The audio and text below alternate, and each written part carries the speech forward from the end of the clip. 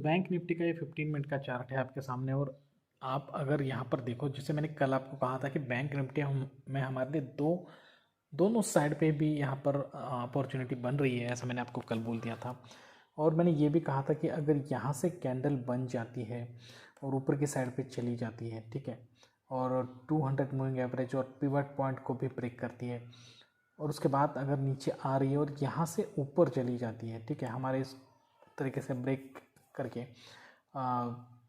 तो हम यहाँ पे एंट्री ले सकते हैं, ठीक है। लेकिन अब हमारे लिए सेकंड अपॉर्चुनिटी के बारे में भी ने बात किया था, तो उसमें भी मैंने बोला था कि इसी लेवल पे ओपन होता है और ऊपर नहीं जा रहा है, यहाँ से नीचे आ रहा है 200 मूविंग एवरेज की और पिवट पॉइंट की, और उसके बाद ऊपर जाता है थोड़ी बहुत बाइंग, तो फिर एक बार सेलिंग देगा, तो आप यहाँ पर स्टॉप लॉस लगाकर अच्छा खासा 1:1 1:2 रेशो ले सकते हो। और बिल्कुल यही अपॉर्चुनिटी हमें यहाँ पे देखने को मिली है कि बैंक निफ्टी यहाँ पे ओपन होता है, कंसोलिडेशन कर रहा है, सेलिंग बाइंग कन्फ्यूजन कर दिया सभी का, उसके बाद ऊपर भी गया, लेकिन ओवरऑल 200 मूविंग एवरेज के नीचे ही था और यहाँ से नीचे घुमा है। और जैसे ही नीचे घुमा है तो हमने यहाँ पे इसके ऊपर स्टॉप लॉस लगा दिया और देख सकते हैं आप कितना बड़ा टारगेट हमें एक ही कैंडल जो बनी है लगभग 44,791 मतलब 44,800 से लेकर इसका जो लो बना है वो बना है 44,560 का, तो लगभग 300 पॉइंट का यहाँ पे हमें 250 से 300 पॉइंट का यहाँ पे हमें एक ही कैंडल में टारगेट देखने को मिला है। अब आप बताइए कि इसमें क्या आपके 50-60 पॉइंट आराम से अचीव हो नहीं सकते थे क्या? आराम से हो सकते हैं दोस्तों। तो दोस्तों इस तरीके का एनालिसिस हमारे इस चैनल पे हमेशा होता है, मैं हमेशा बताते रहता हूँ आपको कि किस तरीके से एंट्री करनी चाहिए। और आज के वीडियो में मैंने कुछ ऐसे स्टॉक्स लाए हैं जिनके बारे में भी बताऊंगा इस वीडियो में कि किस तरीके से हमने एंट्री डिफाइन की थी, तो वहाँ पे एंट्री एक्टिवेट हुई है या फिर नहीं हुई है, क्यों, अगर हुई है तो कैसे हुई और नहीं हुई है तो कैसे नहीं हुई है, और किस तरीके से हमें एंट्री करनी चाहिए, ये सब बातें इस वीडियो में होगी। साथ ही साथ आपको मैं क्रूड ऑयल के बारे में भी बताऊंगा और निफ्टी के बारे में बताऊंगा। दोस्तों मैं हूँ श्रीशैल और आप सभी का स्वागत करता हूँ आपके अपने YouTube channel trade with attitude में।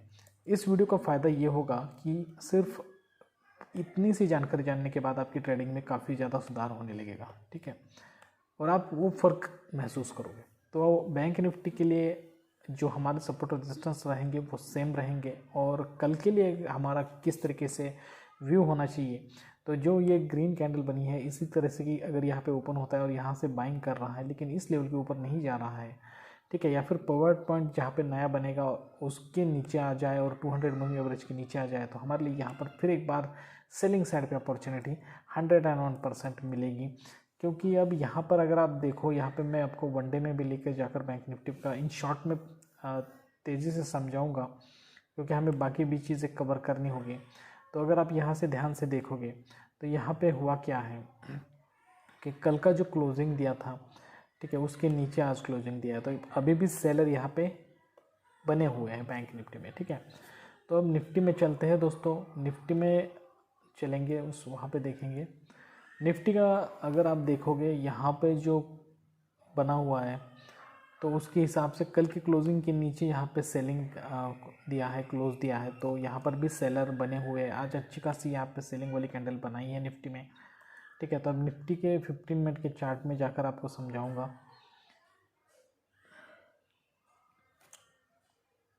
काफ़ी देखो दोस्तों, यहाँ पे इम्पॉर्टेंट चीज़ क्या होती है, कभी भी आप अगर ट्रेडिंग सीख रहे हो, कर रहे हो, तो important analysis is a part of आपके ट्रेड का पार्ट है, लेकिन इम्पॉर्टेंट है आपका पेशेंस, आपकी एंट्री करना, और आपकी एंट्री करने से पहले का माइंडसेट काफ़ी इंपॉर्टेंट होता है। देखिए यहाँ पर देखो, अभी मैं एंट्री करने से पहले का माइंडसेट क्यों कह रहा हूँ। ओवरऑल यहाँ पे हमने यहाँ पे रेजिस्टेंस निकाला, यहाँ पे सपोर्ट निकाला, और रेजिस्टेंस लेवल से जैसे ही निकाला है वहीं से आपको सेलिंग देखने को मिल भी रहा है। जहाँ से रेजिस्टेंस निकाला है उसी लाइन से, मतलब हमारे जो सपोर्ट रेजिस्टेंस हम इस वीडियो में निकालते हैं, अगर आप कोई भी वीडियो देख लो, आपको जो भी लेवल निकाले उस लेवल से यहाँ पर रिएक्शन ज़रूर देखने को मिलेगा। तो देख सकते हैं यहाँ से सेलिंग हो रहा है, तो क्या हम यहाँ पे एंट्री करेंगे? बिल्कुल भी नहीं एंट्री करेंगे। फिर यहाँ पर बाएंगे, फिर हम क्या यहाँ पे एंट्री करेंगे? बिल्कुल भी नहीं एंट्री करेंगे। फिर यहाँ से नीचे आए तो फिर हम यहाँ पे एंट्री करेंगे? बिल्कुल भी नहीं करेंगे। अब यहाँ पे क्यों नहीं करेंगे? यहाँ से जो बायर आए उसके बाद ये जो कंसोलिडेशन हुआ है, प्राइस ऊपर नहीं जा रहा है, वॉल्यूम भी ठीक ठाक नहीं है, और उसके बाद जब इसके नीचे आता है, जैसे ही ये मूव हमें शुरू होता हुआ दिखाई देता है, ठीक है। इस मूव में भी पहले पहले नहीं, लेकिन इस मूव के 75% तक नीचे आने के बाद हमें यह पता चल जाता है कि यहाँ से और भी नीचे आ सकता है, क्योंकि ऑलरेडी पिवट पॉइंट के नीचे है और यहाँ पर हमारा 9 मूविंग एवरेज उसके नीचे है, तो हम इसके ऊपर स्टॉप लॉस लगा कर इसमें ले सकते हैं। 1:1 रेशियो तो आराम से यहाँ पे बन जाता है। तो इस तरीके से, तो ये जो पेशेंस है ना, दोपहर के 3 बजे तक रुकने का पेशेंस, ठीक है, 3 सवा 3 बजे तक, ये है आपका माइंड सेट, ये काफ़ी इंपॉर्टेंट होता है। तो दोस्तों निफ्टी में हमारे सपोर्ट रेजिस्टेंस बिल्कुल वही रहेंगे, सेम जो है वैसे ही रहेंगे। अब यहाँ पे इस लेवल पर आ चुका है। अब अगर पिवट पॉइंट यहाँ पे थोड़ा बहुत नीचे आ जाता है निफ्टी में, समझे इस लेवल पे पिवट पॉइंट आ गया, 200 मूविंग एवरेज भी यहीं पे है। अब यहाँ पे दोनों तरफ से अपॉर्चुनिटी बन रही है। अगर यहाँ से नीचे जाते हैं तो फिर एक बार सेलिंग देगा 200 मूविंग एवरेज की और पिवट पॉइंट की, और सपोर्ट लेवल को रेजिस्टेंस बना देगा, तो यहाँ पर फिर एक बार सेलिंग बनेगा। लेकिन अगर यहाँ से नीचे जाता है, हमारे सपोर्ट को ब्रेक करता है, सपोर्ट के नीचे कंसोलिडेशन किया और 200 मूविंग एवरेज और पिवट के नीचे है, बहुत सारे सेलर को यहाँ पे ट्रैप करके अगर इस लेवल के फिर ऊपर आता है, फिर नीचे आ रहा है और फिर नीचे नहीं जा रहा है, फिर बायर एक्टिव हो रहा है, तो आप इसके नीचे स्टॉप लॉस लगा के 1:1 1:2 रेशियो ले सकते हो। साथ ही साथ आपको बेस के लिए पिवट पॉइंट के भी ऊपर चला गया है, फिर यहाँ पे 200 मूविंग एवरेज के ऊपर भी चला गया है, तो यहाँ पे एक अच्छी खासी बाइंग की अपॉर्चुनिटी भी बन सकती है। अदरवाइज़ यहाँ पर अगर समझो ऐसा होता है कि निफ्टी यहीं पे इसी लेवल पे ओपन होता है, पिवट पॉइंट को टच करके फिर नीचे गया 200 मूविंग एवरेज के आसपास कई देर तक हमारे सपोर्ट लेवल के ऊपर रहा, उसके बाद नीचे गया है और फिर ऊपर नहीं आ रहा है और नीचे जा रहा है, तो आप इसके पिवट पॉइंट के ऊपर स्टॉप लॉस लगा के 1:1 1:2 रेशियो पुट साइड की तरफ भी ले सकते हो। तो यहाँ पर निफ्टी बैंक निफ्टी के बारे में आपको डिटेल में बता दिया। आप थोड़ा सा क्रूड ऑयल के बारे में समझाता हूँ कि क्रूड ऑयल के बाद मैं आपको समझाऊंगा कि मैंने जो भी स्टॉक निकाले थे उनमें किस तरीके से हमने यहाँ पे एंट्री लेने की कोशिश की और आपको किस तरीके से एंट्री लेनी चाहिए, माइंडसेट क्या होना चाहिए, ये मैं आपको सब कुछ डिटेल में समझाऊंगा यहाँ पे, ठीक है। तो क्रूड ऑयल में आप देख रहे हैं दोस्तों, यहाँ पे बाइंग हो रहा है, ओवरऑल प्राइस एक्शन बाइंग का बना हुआ है और पिवट पॉइंट के ऊपर है, 200 मूविंग एवरेज के ऊपर है, लेकिन फिर भी हम यहाँ पे बाइंग साइड पे नहीं जाने वाले हैं, ठीक है, क्योंकि ओवरऑल अगर आप देखो यहाँ पे तो बाइंग साइड पे यहाँ पे पिछले भी दिन प्राइस ज़्यादा नहीं बनी थी, ठीक है, और इसके आज भी प्राइस ज़्यादा नहीं बन रही है। ओवरऑल अगर यहाँ पे हमारा कल का रैली यहाँ से निकल गया था, लेकिन हमने इसमें एंट्री नहीं लिया है। जो आपको लगता है उस तरीके से हो जाए तभी ट्रेडिंग करना, अदरवाइज़ नहीं करना, लेकिन वो होने के लिए वेट करना चाहिए। देखो दोस्तों, अब यहाँ पे आपको बताने की चीज़ ये है, मैं आपको यहाँ पे थोड़ा सा समझाऊंगा क्लियर कट कि हम एंट्री कब करने वाले हैं, और हमारी एंट्री के लिए काफ़ी देर है। अगर मुझे तो नहीं लगता कि आज हमें वो एंट्री मिलेगी, लेकिन फिर हमारा व्यू ये है कि इस तरीके से यहाँ से काफ़ी ज़्यादा सेलिंग होना चाहिए, ठीक है। तो सेलिंग यहाँ तक अगर होती है और उसके बाद अगर बाइंग हो जाए और उसके बाद नीचे आ जाए, तो हम यहाँ पे स्टॉप लॉस लगा के सेलिंग साइड पे जाएंगे और वहाँ पे 100 to 200 पॉइंट हमें मिलेंगे। यूँ ही छोटे छोटे पॉइंट लेने में कोई पॉइंट नहीं है, लेकिन ये जो स्ट्रैटेजी है उसके लिए अब मैं वेट कर रहा हूँ और मुझे ऐसा लग रहा है कि यहाँ से काफ़ी अच्छी सेलिंग आएगी यहाँ तक और उसके बाद थोड़ी बहुत बाइंग आएगी और जैसे ही नीचे घूमेगा तो हम यहाँ पे स्टॉप लॉस लगाएंगे और उस वक्त वो 200 मूविंग एवरेज और पिवट पॉइंट के नीचे चला जाएगा, तो उस वक्त हम उसमें 100 to 200 के लिए भी रुकने वाले हैं। तो ये बिल्कुल इसी साइड पे है, बाइंग साइड पे कुछ भी अभी तक मेरा एनालिसिस नहीं है, मैं सिर्फ सेलिंग साइड पे रुका हुआ हूँ। अगर बाइंग होती है तो आज मैं इसमें ट्रेड नहीं करूँगा।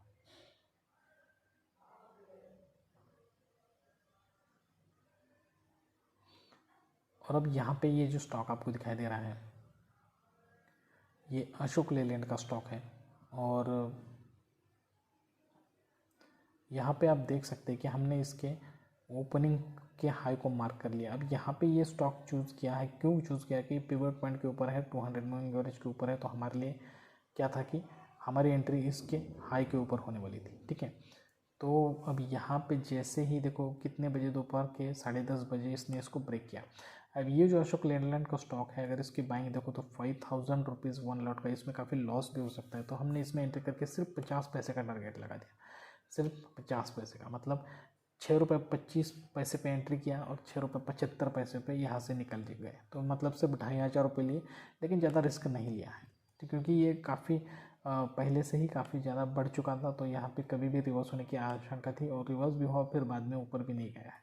तो इस तरीके से सोच विचार करके हमें एंट्री लेनी चाहिए। उसके बाद श्रीराम फाइनेंस में देखें, हमने इसका एनालिसिस भी किया था और ये पिवट पॉइंट के ऊपर भी था और हमारे इस 200 मूविंग एवरेज के ऊपर भी चला गया था।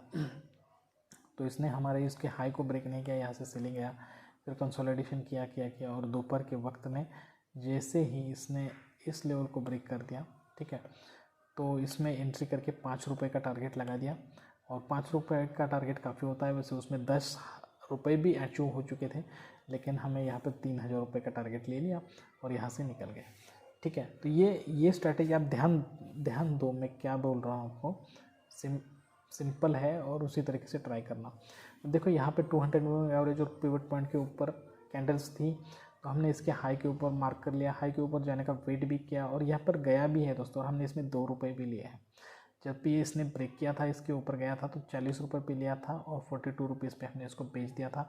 ओवरऑल इसका 275 का ही लॉट है, तो इसमें ज़्यादा पैसे नहीं बने, 500 रुपये समथिंग बने, लेकिन लिया था।